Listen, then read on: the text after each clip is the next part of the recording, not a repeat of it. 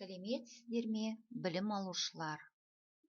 Қазақ тілі мен әдебиет пәнінен білім, ғылым, инновация бөлім бойынша алғашқы сабағымызды бастаймыз. Балалар, осы сабағымызда қол жеткізетін мақсатқа назар аударыңыздар. Мәтін тақырыбы тірек сөздер, иллюстрациялар арқылы көтерілетін мәселені болжау. Оқу мақсатына негізделген бағалау критерийі. Тірек сөздерді дұрыс қолдана алады, иллюстрацияларды сипаттай біледі. Ал енді сабағымызға кіріспес бұрын ой түрткі сұрақтарға жауап беріңдер. Білімнің адам өміріне қандай пайдасы бар? Білімді мыңды жығар дегенді қалай түсінесіңдер? Келесі, Кроссенс әдісімен суреттерді бір-бірімен байланыстыра отырып, сабақтың тақырыбын ашыңдар. Сабақтың тақырыбы білімді мыңды жығар.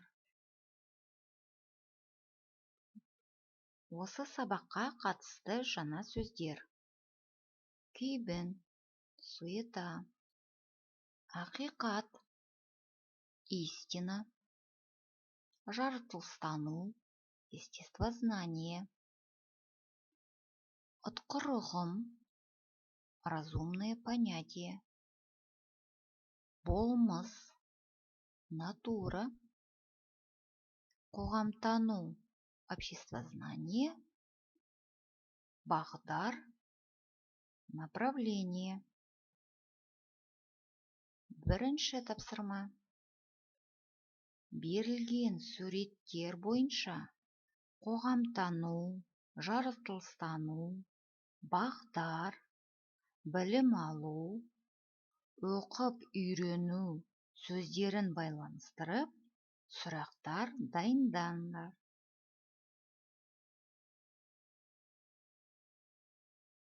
Екінші тапсырмаға көшейік. Аль-Фарабидің нақыл сөздерін тыңдап, тірек сөздерді анықтаңдар. Адам мақсатына өзін-өзі жетілдіру арқылы жетеді. Өзін-өзі жетілдіру үшін білім керек. Білімді болу белгісіз нәрсені жаңалық ашуға қабілетті болу деген ұғым.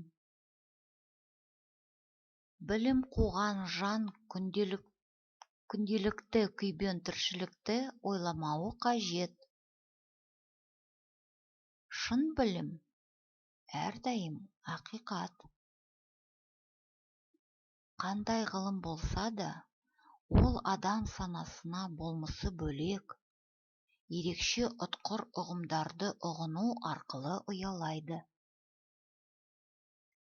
Ғылыммен айналыссам деген адамның ақыл-ойы айқын, ерік-жігері зор, тілек-мақсаты ақиқат пен адалдыққа қызмет ету жолында болуы шарт.